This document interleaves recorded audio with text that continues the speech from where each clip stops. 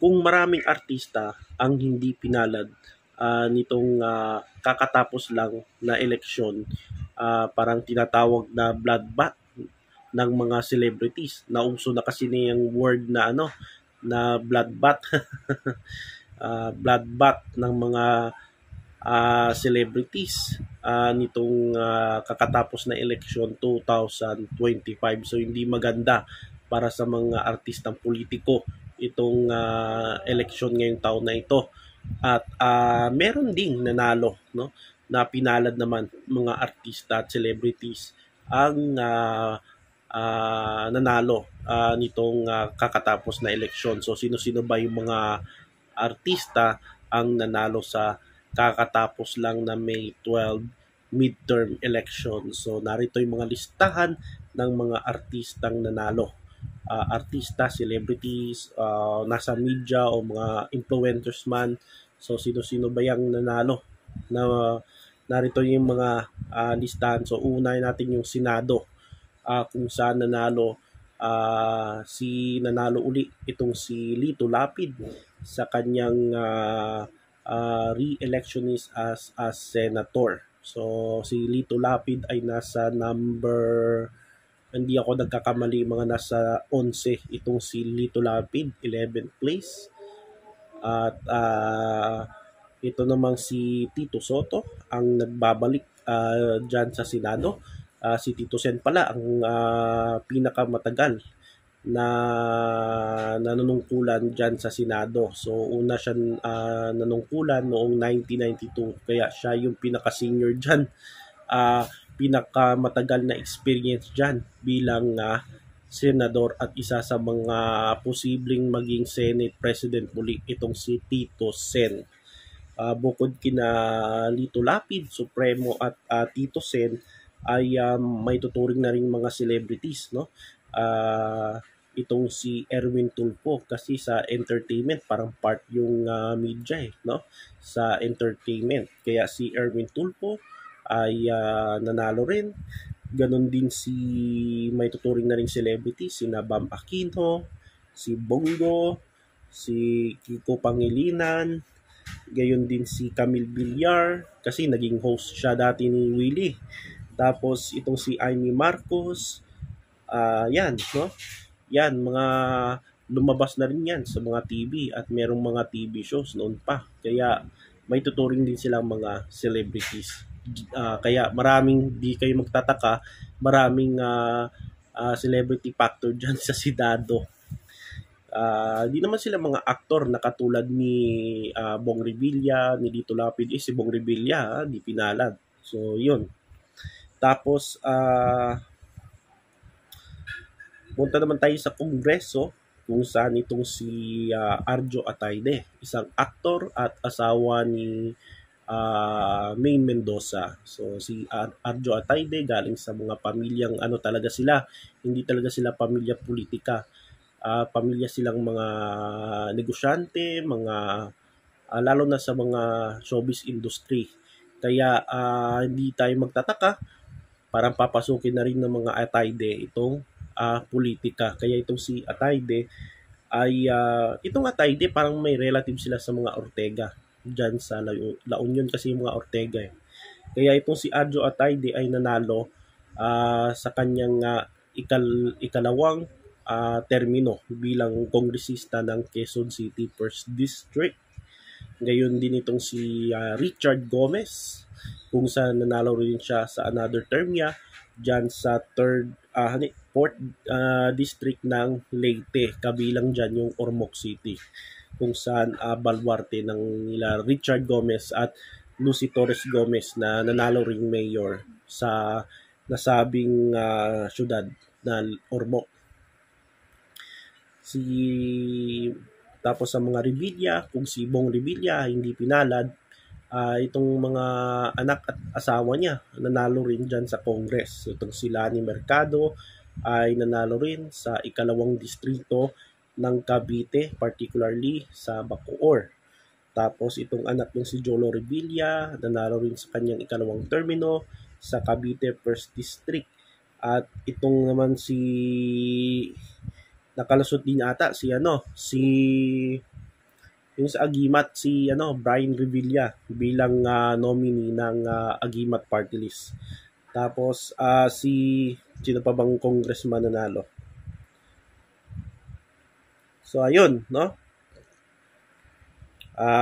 Tatlo. 1, 2, 3, mga 5 na mga celebrities ang nasa House of Representatives. So marami ding tumakbong artista sa House na natalo. Kaya mga 5 lang ang nanalo na artista. Tapos sa local naman, so sa local ay nagbabalik mayor ng Maynila itong si Yorme. Yorme is back. No? Si Isko Moreno. So yung tagline niya na, yung motto niya na Make Manila Great Again. So parang Trump din, no? Itong motto ni Isko. So nanalo si Isko.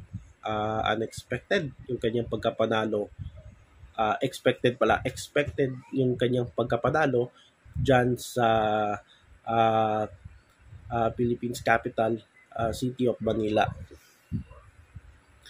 Tapos itong running mate niya, itong si Chi Atienza na anak ni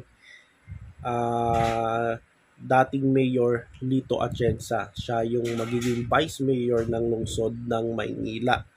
Tapos itong anak ni Isko Moreno na si Joaquin Domagoso ay nag-top dyan sa councilor race sa 1st District ng Maynila. So Lucy Torres, so na-mention na natin si Lucy Torres, nanalo siyang mayor sa another term niya sa Ormoc City. Gayon din itong si Vilma Santos na nagbabalik dyan sa Kapitolyo sa probinsya ng Batangas. So nanalo itong si Vilma Santos, gayon din ng anak niya na si anak nila ni Recto na si Ryan Christian Recto. Pero itong si Luis Manzano ang hindi pinalad sa pagka-vice gobernador. Tapos sa 5th District ng Quezon City ay nanalo itong pagkakonsihal itong si actor Alfred Vargas. So si Alfred Vargas ay naging kongresista yan before naging councilor ng 5th District ng Quezon City. Ito namang si Aiko Melendez ay nanalo rin bilang re-electionist as councilor sa parehong distrito ni Alfred Vargas. Tapos itong si Lou Veloso, kung saan ay nanalo siya. Itong si Lolonoy, no? Sa Batang Quiapo, itong si Lou Veloso ay nanalo sa kanyang ikatlo at huling termino bilang konsehal ng 6th District ng Maynila. So itong si Lou Veloso ay nagsimula bilang konsehal noong 1995 to 2004 hanggang 2004, tapos 2007 up to 2013. So matagal ng konsehal, no? Veterano na sa Maynila itong si Lolonoy. Tapos si Governor, nanalo rin bilang gobernador itong si Dan Fernando at kasama itong Vice Governor na si Alex Castro, kasi si Alex Castro naging actor din to, no? Dyan sa probinsya ng Bulacan. So landslide ang panalo ni Dan Fernando sa kanyang probinsya sa Bulacan. Tapos itong si Sol Aragones na dating reporter ng ABS-CBN ay sa kanyang ikalawang stint sa pagkagobernador at ngayon ay nanalo itong si Sol Aragones sa kanyang ikalawang stint, no? Sa pagtakbo niya bilang gobernador. So congratulations kay Sol Aragones. At ito namang si Leren Bautista. So itong si Leren Bautista ay beauty queen. Ay nanalo bilang konsehal dyan sa lungsod ng Los Baños. Tapos itong anak ni Manny Pacquiao na si Michael Pacquiao ikalawang anak, no, ni Manny Pacquiao ay nanalong councilor dyan sa lungsod ng General Santos. Tapos itong si actor, no, si Star Magic at naging Viva Max actor na si Aaron Villaflor ay pumasok, no, sa 4 na provincial board members dyan sa probinsya ng Tarlac sa ikalawang distrito.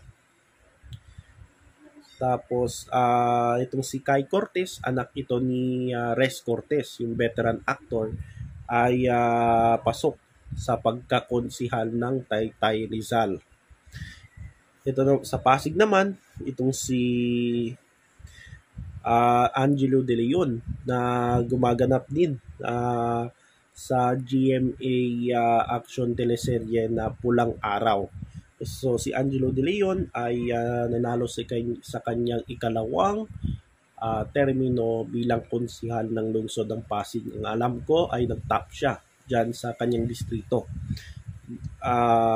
Ito namang si actress at dating Viva Hot Babe na si JC Parker ay nanalong re-election bilang konsihal ng lungsod ng Angeles City sa Pampanga. Sino pa bang nanalo? Well. Sino pa nanalo dito? Ito. Nanalo rin sa Paranaque. Ewan ko, artista ba ito? Itong anak ni Joey Marquez na si Yeoj, o binaliktad lang, no? Marquez ay nanalong konsihal dyan sa 1st District ng Paranaque.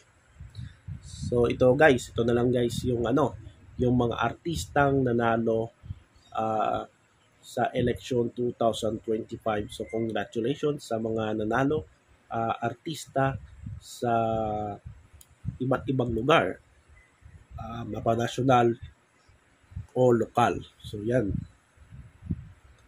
So abangan nyo guys starting next month, no?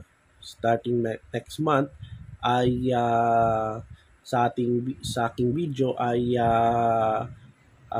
pag-usapan natin, no? Parang dalawang topic sa isang video ang natin, no? Sa isang dalawang topic sa isang video. So abangan nyo next month. So pag-usapan natin, either pag-usapan natin yung celebrities, mga social issues, politics at iba pa. Tapos meron din tayong basketball channel, yung JLA Vlog ay JLA Sports Basketball. So sa mga hindi nag-subscribe dyan sa aking ikalawang channel, actually unang channel ko yan, itong JLA Sports Basketball. So paki-subscribe na rin po, JLA Sports Basketball. So hindi pa ako naka-vlog doon, no, ng ilang weeks dahil busy tayo dito sa aking channel, sa ikalawang channel natin na JLA Vlogs Official, about sa politika at eleksyon. So baka next week ay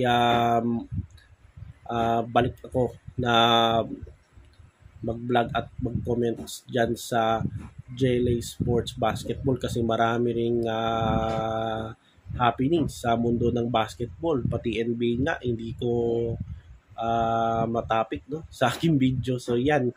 At yan guys, no. So maraming salamat at abangan nyo guys, starting next month ay dalawang topic sa isang video. So maraming salamat at kita-kits sa next video.